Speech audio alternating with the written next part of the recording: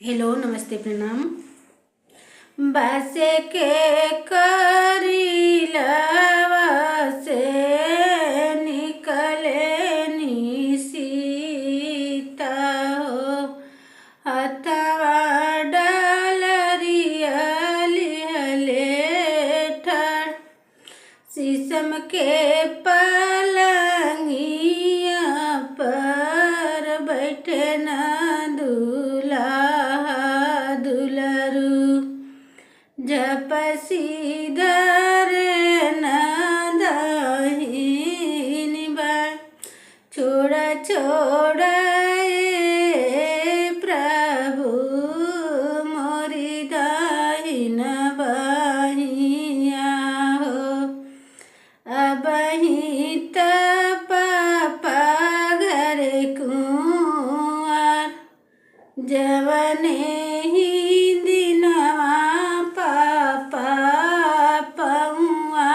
पखरिया हो, तब हो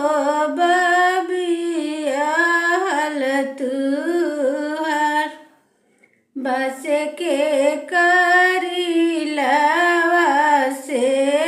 निकले नी सीता हो,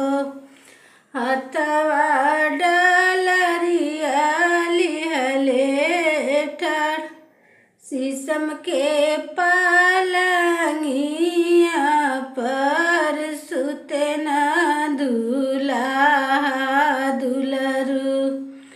झपसी धरे न कोमली बाएं, छोड़ा छोड़ा स्वामी मोरी कोमली बाहिया हो,